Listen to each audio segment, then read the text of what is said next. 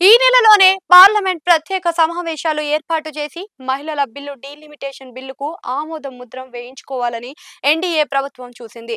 కానీ ఇండియా కూటమిలోని పార్టీలని ఒకే త్రాటి మీదకు రావడం వల్ల బిల్లు వీగిపోయింది. అయితే మహిళా బిల్లు ఎప్పుడు అమలు అవుతుంది అన్నది పెద్ద చర్చగా మారింది. బీజేపీ నేతలు అయితే మహిళా బిల్లును తీసుకొని వస్తామని చెబుతూ వచ్చారు. సాక్షాత్తు ప్రధాని నరేంద్ర మోదీ దీని మీద బిగ్ స్టేట్మెంట్ ఇచ్చేశారు. అది కూడా తన సొంత నియోజకవర్గం వారణాసిలోని ఆయన పర్యటిస్తున్న మహిళా బిల్లు మీద గట్టి ప్రతినను పూనాయని చెప్పారు. నరేంద్ర మోదీ వారణాసిలో 2 రోజులు పర్యటన పెట్టుకున్నారు. ఈ సందర్భంగా 50,000 మంది మహిళలతో నిర్వహించిన ఒక భారీ మహిళా సమ్మేళనంలో ఆయన పాల్గొన్నారు. ఈ సందర్భంగా మోడీ మహిళల బిల్లు మీద కీలకమైన వ్యాఖ్యలు చేశారు. దేశంలో మహిళలకు చట్టసభల్లోని అవకాశాలు రాకుండా కాంగ్రెస్, టీఎంసీ, ఎస్పీ వంటి పార్టీలు అడ్డుకుంటున్నాయని విమర్శించారు. వారి వల్లనే మహిళ అమలులోకి రాలేదు అని మండిపడ్డారు.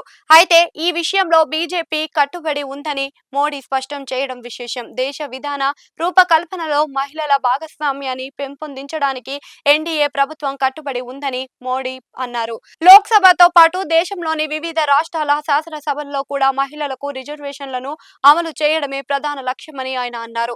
దీనివల్ల వారంతా చట్టసభల్లోని తమ గొంతు వినిపించే అవకాశాలు ఉంటాయని మోడీ చెప్పారు.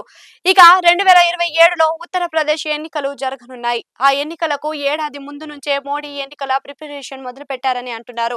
తన సొంత నియోజకవర్గం వారణాసిలో మోడీ అతిపెద్ద మహిళా సభను నిర్వహించడం, వేలాది మంది మహిళలతో కలిసి ఆయన పాలు పంచుకోవడం, అక్కడ మహిళా బిల్లు గురించి మాట్లాడడం, పైగా యూపీలోని కీలక రాజకీయ పార్టీగా ఉన్న ఎస్పీని మహిళా బిల్లు విషయంలోని దోషిగా చూపించడం ఇవన్నీ రాజకీయ వ్యూహాలే అని అంటున్నారు.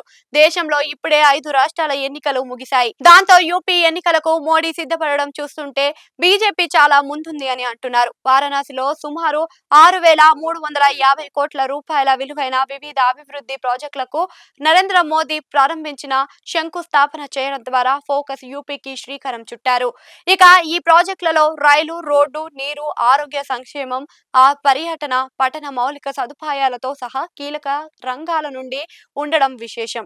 మోడీ తన వారణాసి పర్యటనలో భాగంగా కాశీ విశ్వనాథ్ ఆలయంలో దర్శనం చేసుకుని ప్రత్యేక పూజలు నిర్వహించారు. అదే విధంగా మరిన్ని అభివృద్ధి కార్యక్రమాలను ఆయన ప్రారంభించడం ద్వారా యూపీ ప్రజలకు ఒక కీలక సందేశం వారణాసి నుంచి పంపించనున్నారు.